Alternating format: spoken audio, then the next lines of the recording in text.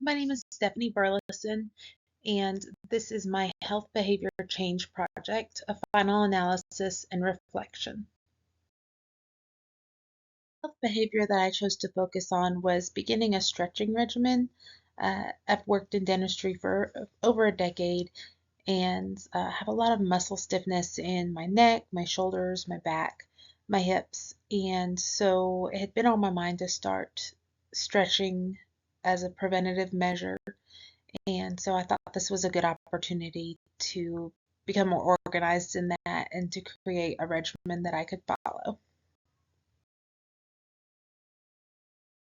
I began to research stretches that were beneficial to dental professionals.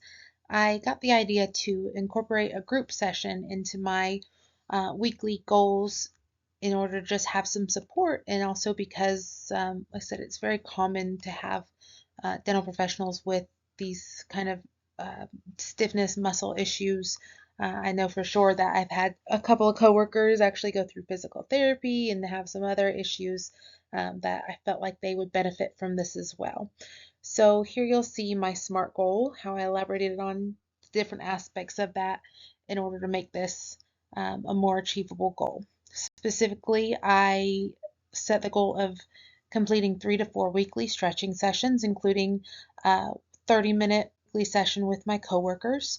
We were targeting areas that are very commonly overworked in our profession, like the neck, shoulders, hips, lower back.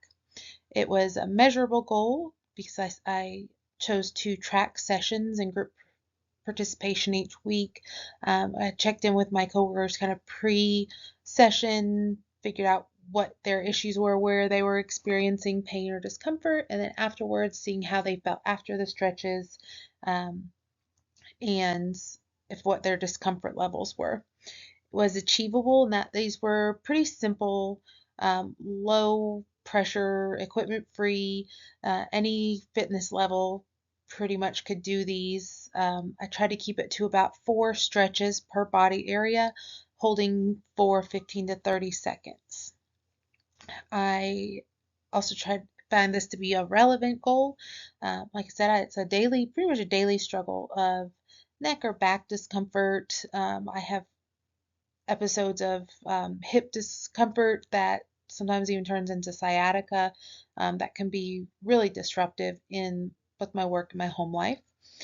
To make it time bounds, the course timeline pretty much did that for me. Once I got my goal all hashed out and knew what I was intending to do, it ended up being about a 4 week endeavor to complete these different aspects of this goal. Reiterate why I chose this goal.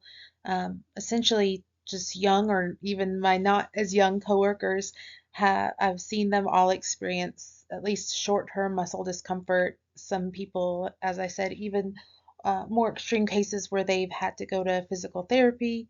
And I just felt like it was something very relevant to me and to some of the people I care about. And it just seemed like a easily achievable goal in the short term of this course, without overwhelming myself with trying to completely rehash my eating or exercise habits or something of that nature. And so I felt like it was realistic and also preventative for my future, and also be helpful at this time in my life. As I said, it's a daily issue for me. Include some information here, more than just my own experience or opinion about some of the issues that dental professionals face with musculoskeletal disorders. Some of the things that are involved in this profession is that you have a lot of repetitive movements, especially for operators like hygienists or dentists. They have a lot of repetitive movements in their wrists, their arms, their shoulders, prolonged static postures. We sit in static positions, natural awkward postures for long periods of time during procedures. We have very awkward neck, shoulder, and wrist positioning. There's a lot of ergonomics that go into dentistry that are wonderful in theory, but when you're actually working on a person, people are different sizes. Larger people tend to kind of encroach on your space around the chair, making it difficult to hold your proper posture. Older people tend to have more of a hunched posture, making it just sometimes difficult to see in their mouths, and you end up kind of craning your neck or hunching your shoulders, trying to see those things that ergonomics only take into account, the ideal, essentially a dummy that people study and practice on. So when you're in the real world profession, you have these different aspects. Ergonomics only take you so far. So there's a lot of things that even with your best efforts, you end up in with difficult uh, postures and just discomfort as you're working and after. So stretching is a really excellent source of prevention for professionals that have these kind of struggles. It improves your muscle balance. So when you're holding your posture, your relaxed posture is less out of balance. It improves your flexibility, your circulation. It also helps counteract the static strain and reduce the risk of injury. It's shown to increase work efficiency by reducing fatigue and physical discomfort. I can definitely tell, like after my lunch break, we work a longer morning. We typically work a 6 hour morning and a 3 hour afternoon. And in the afternoon, I definitely find that my back is more sore. It's a little bit more difficult to complete these tough procedures, say like extractions or root canals, where you're going to be in the chair for a long period of time. So up to 64 to 93% of dental professionals report work-related pain. So that's a pretty significant number, well over half to the majority of dental professionals are experiencing some form of work-related pain. And so when you're doing this for decades at a time, you can see how these isolated incidents of pain can become more long-term issues. Is my log of sessions. I made a schedule of stretching on days that I knew worked better for me. Sundays are typically more low key for me. Tuesday just felt like a good incremental point in the week. Wednesday, more of my coworkers are present on that day that I thought would be a good day to do my group session. And then I normally have a day off on Friday, and so that's a good day for me to stretch. So I just put those in rotation. I try to work 2 areas per each session, so neck and shoulders, chest and torso. On the group sessions, I did intend for those to be longer, and I wanted my coworkers to get the full benefit, and so I did try to go to um, all the areas, including some hand and wrist stretches for like my hygienist coworkers. My dentist never did participate in this, but definitely hygienists tend to have more hand and wrist issues. So I did throw a few of those in there. Excuse me. And I each muscle group I included 4 stretches. We held those stretches for anywhere from 15 to 30 seconds, and I tried to do 3 sets of each. In the beginning, definitely holding those stretches for the full 30 seconds was uncomfortable, but I felt that was one noticeable improvement that I could tell that as I worked through these different areas towards the last few of these sessions, the time frame that I could hold these stretches without being uncomfortable was starting to get longer. So that was encouraging. The sessions would range anywhere from like 18 to 30 some minutes. Again, the group sessions were longer. As I got more familiar with the stretches, it became more routine. The sessions got a bit more efficient. But it was probably at least 5 or 6 sessions before I really started to notice some difference in range of motion and stiffness as I would work through the stretches. So you might see a few notes there, just like towards the middle of the month. I noticed kind of a slight improvement in my neck mobility. And then like the next session, it was even better extension where I was holding basically you hold your head backwards, look up at the sky. that's normally a difficult one for me, obviously, because I spend a lot of time looking down, whether it's at work or at your phone, at your computer. That's something that, as a society, I think a lot of us do, but dental professionals definitely get a bit more of that. So that neck extension, it was encouraging when I could feel that be less uncomfortable. I also made a few notes towards the ends, like my hips. Normally, I'm a side sleeper, and towards the end of these sessions, I was noticing that I could lay on my side just without that kind of achy soreness that I would feel often. Not completely gone, but I do really think there was an improvement. Um, Again, just overall, just an improvement in mobility and range of motion. The next three slides are the stretching routine that I compiled based off of recommendations from the American Dental Association and as well as a scholarly article from the Journal of Clinical and Diagnostic Research.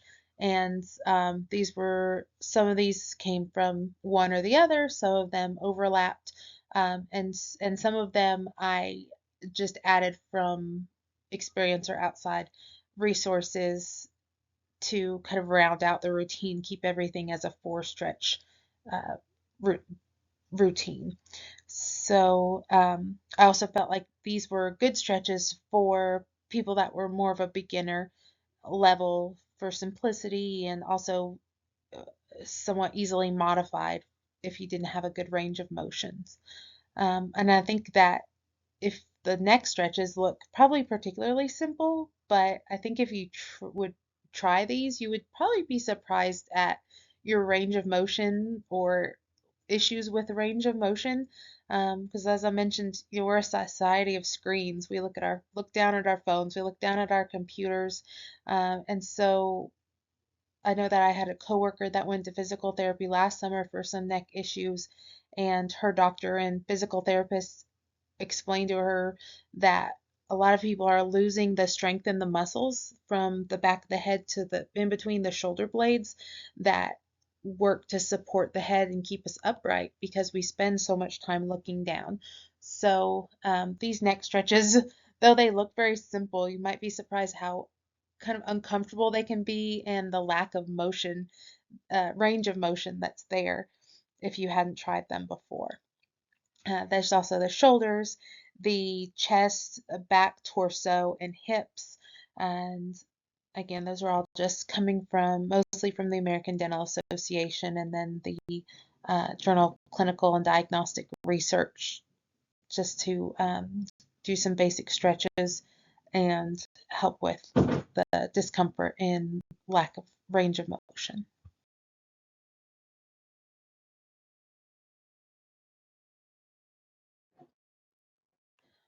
One thing I'll mention is that I had previously talked about how there were some hand and wrist stretches, and I did not make a handout for those. They were really very simple, just some rotations, and they were things that I just, for my coworkers that I thought might benefit from them, I just modeled for them. But I didn't go through the whole trouble of making these design sheets. The other part of my goal that I would like to work on later on that I just didn't quite have time to complete during the term of the course was making these stretching guides into a more compact version where I could even have them posted like in a discrete area of an operatory because one of the things that the journal article that I earlier referenced was talking about doing these stretches during what they called micro breaks. So, in the course of a day, as we are working between patients, even when you're working in very busy schedule, finding time to just spend 30 seconds doing a neck extension or an ear to shoulder, a shoulder stretch, something you can do right there in your chair just to keep your flexibility and your muscles a bit looser. So um, it's even easier to work it into a daily routine and without having to sit down and set time aside for these types of things. Uh, I ended up making two slides concerning challenges and adaptations. This first one are the challenges and adaptations for my group sessions. So one of the things that was difficult with my group sessions was that I didn't have quite enough time to really get a good cohesive group or to get widespread feedback on these stretches because I had a couple participants during a couple of sessions, but there was only one person that attended both, and then the other were different people. And so I didn't really have anybody that was able to give me feedback that had done it consistently like I had. And so, of course, they have lives outside of work and they don't necessarily want to spend their lunch hour doing these things with me, and I totally understood that. But I'm hoping that if I continue to do these throughout the year, even past the point of this course, is that I might get more of my coworkers to join in with me because, like I said, I do think it's really important. I remember being in school and one of my clinical rotations, dentist reiterating to me, protect your back, protect your back. And I didn't really fully understand what that meant. And now that 16 years later, I definitely understand what that means. And so, one of the ways that I hope to adapt to this challenge, as I mentioned, just creating more opportunities, just time. And if I'm consistent with this, um, hopefully I'll get some more of my friends to join in and can kind of gauge and see how these stretches hopefully will help them. The other thing, other challenge that I met were just time constraints during busy days. It's uh, often that we work somewhat into our lunch break, not typically the whole thing, but sometimes we might only get 30 or 45 minutes. And so by the time you actually get to have your meal break, you don't have a lot of time for these stretches. And so um, I had mentioned to them the idea of doing micro breaks and trying to do these stretches even when you're in the room with your patient during times when maybe you're waiting on your doctor or anesthesia to set in, things like that. But I did not ever get to compile these stretches into those smaller placards that I intend to. So I'm hoping that I can get those put up in the rooms for them to be able to reference these quickly and have that visual reminder um, as they're going throughout their day to hopefully try to get some of those stretches in. I also want to try to highlight some of the stretches that kind of have a dual purpose of not only stretching, but it also kind of helps you reset your posture, balance your posture. Some of the basic hip stretches, the torso stretches, some of those um, you could actually, if you're doing those, you'll kind of cause you to reset your posture so that you're at a more balanced, you have more balanced muscle strain there. Um,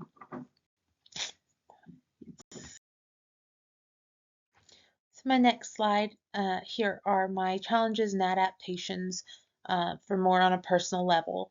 So the main challenge that I face with these is just time constraints. As I mentioned, I work full time. I have two young children. I'm going to school. I have a lot of other extracurriculars that I do in my life. And so just like any other, mom my age, self-care feels kind of impossible. Just finding moments where I'm thinking, when can I get 20 minutes where I don't have something more pressing to do? And so what kind of helped was just the first few sessions, kind of realizing, this is really pretty simple. I don't have to, change into workout clothes. I don't have to get my yoga mat out and make space for this. Even if I'm just going to do this sitting on the bed after I've taken my shower, I'm getting ready to go to bed. I can do this in my pajamas. And so that helped just kind of relaxing that attitude outside of what I guess I would normally be used to if I'm going to plan to do like a cardio workout or a strength training workout. You have to kind of make that commitment of the time to change your clothes and be able to shower afterwards and carve that time out. This was really pretty simple once I just adjusted that my attitude that I could do this anywhere in any circumstances. And even if I didn't get to do a full session, just again doing one, two, three different areas of the body made a big difference. The other challenge that I faced was just discomfort. It was just a lot of these stretches were really kind of uncomfortable in the beginning. Like I said, especially the neck. It was kind of awkward feeling the neck extension to lean your head all the way back like that. I definitely have some slouchy posture that I'm working on that I've definitely my chiropractor has mentioned to me, so it feels a bit awkward just leaning your head back and trying to overcome that tension and that habit to slouch forward. And so I'm just to adapt to that. I'm just trying to remind myself to be consistent and patient, and that even if I'm, my next chiropractor session, my measurements, my range of motion aren't any better, that even a little progress, I'm working in the right direction. So just a few notes here on just feedback and outcome. Just notes about the consistency and the participation. Again, I was consistent with this stretching routine. I really did like having the set schedule where I had already mapped out my dates, and it almost felt like an appointment that I needed to do. And so I did find that to be easier to be consistent. 3 sessions a week felt pretty achievable as well. Targeting the areas that, as I mentioned, I have a lot of discomfort: neck, shoulders, chest, torso, hips, and for my coworkers, hands and wrists. I did have some occasional coworker participation. My friends that did participate enjoyed the sessions. It was low key and more relaxing than, say, trying to get them to do like a group exercise, something more like cardio. The stretching is low key and relaxing, so they did seem to enjoy that.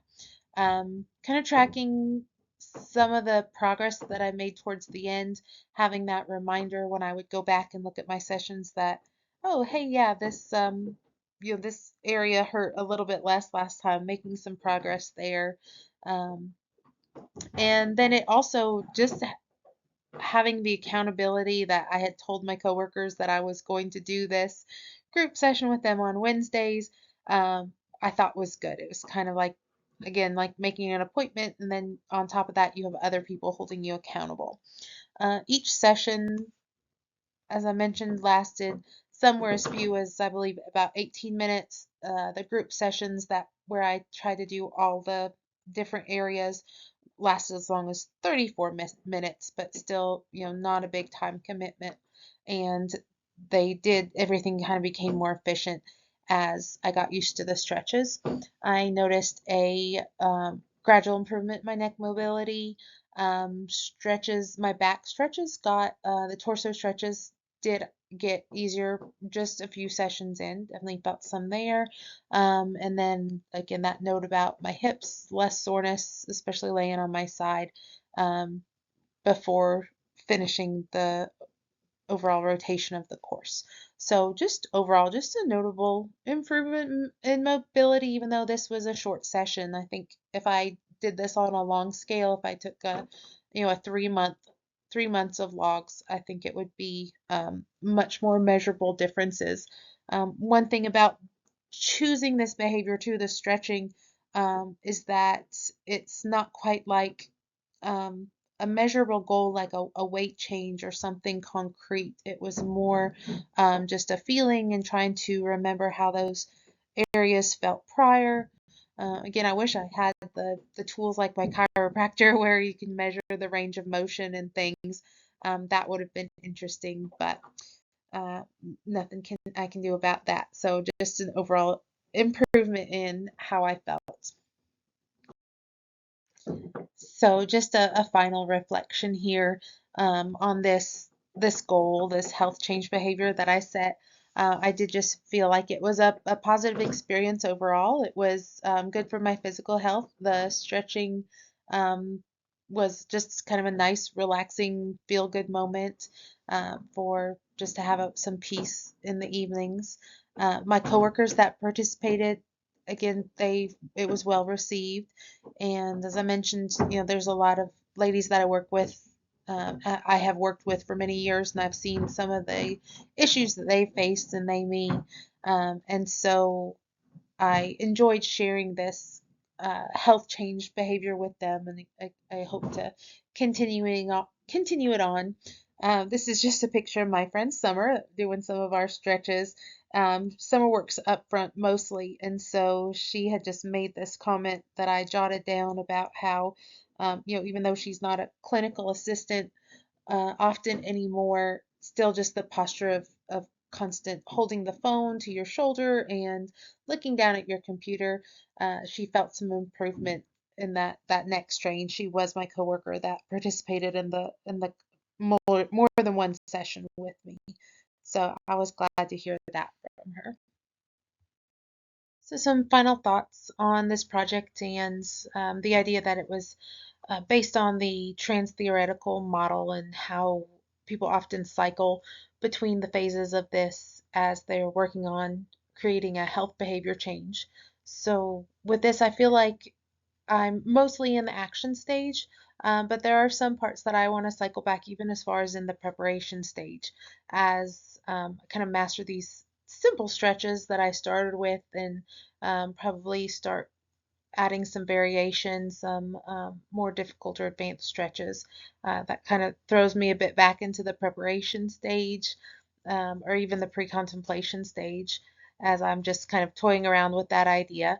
Um, I also would like to increase group participation, as I mentioned.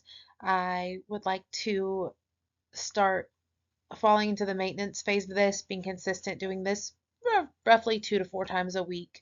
Um, as just trying to keep this as part of my long-term wellness. And then finally at my last chiropractor, my next chiropractor appointment, I'd really like to see some measurable improvement in my posture and my range of motion assessments that she often takes. Thank you for taking the time to view my presentation. I hope you enjoyed.